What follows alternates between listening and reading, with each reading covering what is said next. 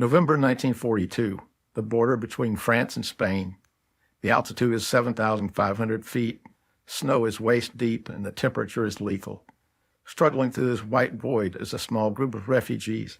They are terrified, exhausted, and fleeing the Gestapo.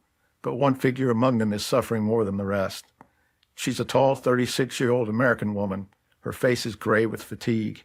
Every step she takes is a violent, calculated act of will. She has to swing her left leg out in a wide arc, dragging it through the heavy drifts over and over again. She's not just tired, she's an amputee. Her left leg is made of wood, metal, and leather straps. It weighs about 8 pounds. In the biting cold, this prosthetic has become a torture device. The leather straps are digging into her flesh, chafing the stump of her leg until it's raw and bleeding. If she stops, she freezes. If she slows down, the entire group could be captured, and capture means certain death, because this woman is not just a refugee. She's the most wanted Allied agent in France. The Nazis know her only as the Limping Lady. Klaus Barbie, the Gestapo officer known as the Butcher of Lyon, has plastered her description on walls across the country. His orders are simple. She's the most dangerous of all Allied spies. We must find and destroy her. As she stumbles on the edge of a cliff, her wooden foot slips on the ice. She has no ankle to flex, no way to grip the ground. She teeters over the abyss. In that moment, she sends a coded radio message to her handlers in London using the nickname she gave her wooden leg. She simply says, "Cuthbert is giving me trouble." The British officer on the other end, unaware that Cuthbert is a prosthetic, replies ruthlessly, "If Cuthbert is giving you trouble, have him eliminated." Welcome to World War II Obscura. When we imagine the great spies, we tend to think of James Bond types, men in tuxedos wielding gadgets and masculine swagger. But the reality of the Secret War was far different. The most effective spy of the 20th century wasn't a man at all.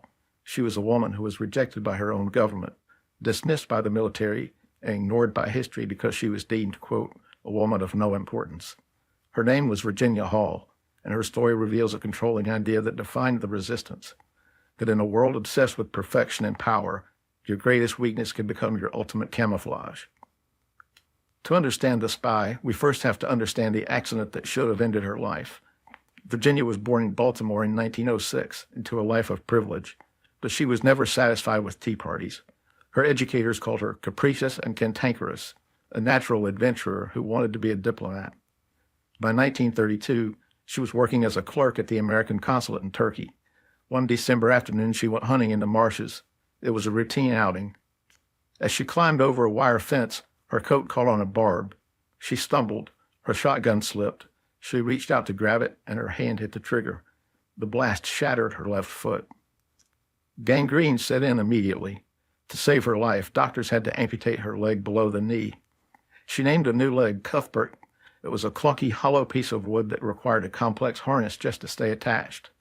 For most people in the 1930s, this was a life sentence of inactivity. The U.S. State Department certainly thought so.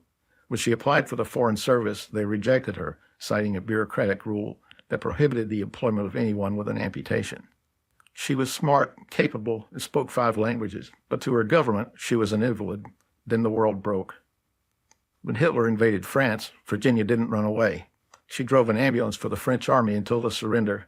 She eventually escaped to London, where she met a stranger at a cocktail party who saw what the U.S. State Department had missed. He didn't see a cripple. He saw a woman who knew the French countryside, who could blend in, and who had an American passport, which, since the U.S. hadn't entered the war yet, was a cloak of invisibility. She was recruited into the SOE, the Special Operations Executive, Churchill's secret army. Their mandate was to set Europe ablaze, and so in August 1941, Virginia Hall packed Cuthbert into her suitcase and headed into the belly of the beast. She arrived in Lyon, France, the heart of the so-called free zone.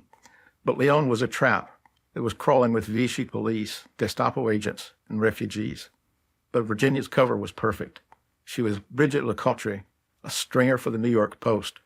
This gave her a legitimate reason to be asking questions, to be sitting in cafes, and to be sending telegrams. She set up the Heckler Network, and she didn't just pass notes, she built an army. Imagine the physical toll of her daily life. Every step on the cobblestone streets was a risk. If her legs squeaked, if she limped too noticeably, if she needed maintenance on the leather straps, she could be exposed. Yet she was everywhere. She organized safe houses. She distributed money. She helped downed airmen escape. She was the hub that connected the scattered cells of the resistance. She was so effective that the Germans became obsessed. They could hear her radio signals. They knew someone was organizing the chaos, but they were looking for a man. They never suspected the stylish American journalist sipping coffee in the corner. But the war was about to get much darker. The greatest threat to Virginia didn't come from soldiers. It came from a priest. This is one of the most chilling chapters in her story. She was introduced to Father Robert Alesh. He was a charismatic reverend who claimed to be hiding British soldiers. Virginia, usually paranoid, trusted him. He was a man of God. He seemed to hate the Nazis. But Father Alesh was a monster. He was a double agent working for the German Abwehr. He used the sanctity of the confessional to gather secrets. He was a sexual predator who manipulated the women of the resistance, and he was feeding everything back to the Gestapo. In the summer of 1942, Father Alesh made his move. The Gestapo rolled up Virginia's network. 12 of her closest agents were thrown into the notorious Malzac prison. Virginia was devastated, but she didn't flee. She decided to break them out. She couldn't get into the prison herself. Her limp was too recognizable now, so she coordinated the operation from the outside. She worked with the wife of one of the prisoners to smuggle tools inside tins of sardines. Sardine cans. That was the vehicle of liberation. The prisoners used the tools to fashion a key. On the night of the escape, they drugged the guards with sleeping pills Virginia had smuggled in. 12 men walked out of the prison and vanished into the woods. It was one of the most embarrassing security failures of the war for the Germans. Klaus Barbie was apoplectic. He knew it was the Limping Lady. The wanted posters went up everywhere. The bitch, Barbie reportedly screamed, is by far the most dangerous of all the Allied spies. Virginia had run out of luck. The Germans invaded the south of France. There was no more cover. She had to vanish. This brings us back to that snowy ridge in November 1942. Virginia is forced to flee over the Pyrenees mountains into Spain.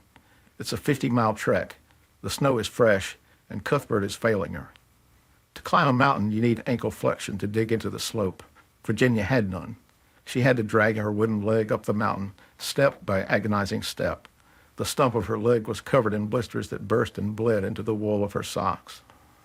Her guide, a hardened smuggler, watched her struggle and suggested they turn back. She refused. She insisted that they keep moving. She conquered the mountain, but when she arrived in Spain, she wasn't greeted as a hero. She was thrown into a filthy Spanish prison for illegal entry. She spent 6 weeks there, rotting in a cell, until the American embassy finally pulled strings to get her out. She returned to London. The British SOE gave her a medal, but they also gave her an order. You're done. They told her she was too compromised. Her face was known. Her limp was a dead giveaway. They tried to retire her. But Virginia Hall was not the retiring type. She looked at the British, said goodbye, and walked across the street to the Americans. The OSS, the Office of Strategic Services, was the precursor to the Central Intelligence Agency, and they were desperate for agents. They didn't care about her leg. They cared that she was the only person who knew how to run a network in central France. So in 1944, she went back. But she couldn't go back as the stylish journalist.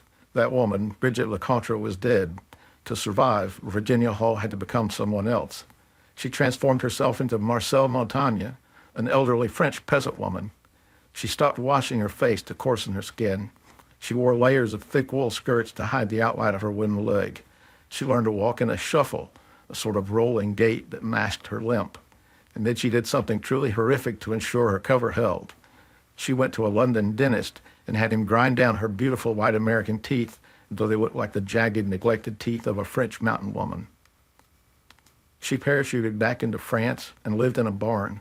She milked cows, she made cheese, and at night she ran a guerrilla war against the Nazis.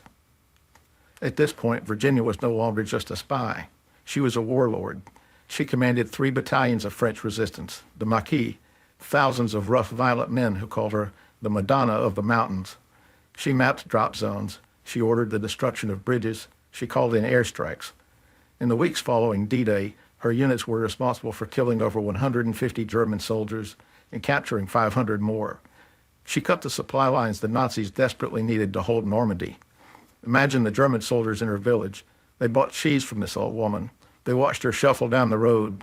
and they had no idea the limping lady they'd hunted for years was standing right in front of them, hiding inside her own broken body. When the war ended, Virginia came home to the United States. She was the only civilian woman in the war to be awarded the Distinguished Service Cross, America's second highest award for valor in combat. President Truman wanted to pin it on her in a public ceremony at the White House. Virginia said no.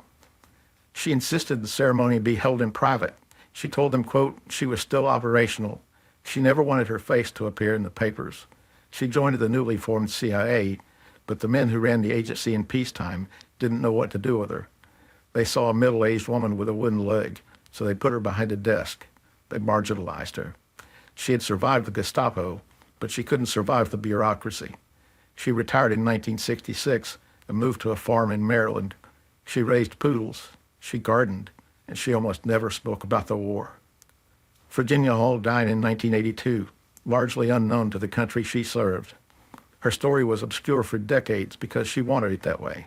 But today we remember her not just for what she did, but for what she represents. She was a woman of no importance who brought an empire to its knees. She took the thing that the world said made her weak, her disability, her gender, her troublesome Cuthbert, and she sharpened it into a dagger. The Gestapo spent the entire war looking for a soldier they never found. They never thought to look for this lady with a limp. If you want to see more forgotten stories, hit like, subscribe, and leave a comment with a person or mission you think we should cover. Thank you for watching, and remember, history is larger than we could ever imagine.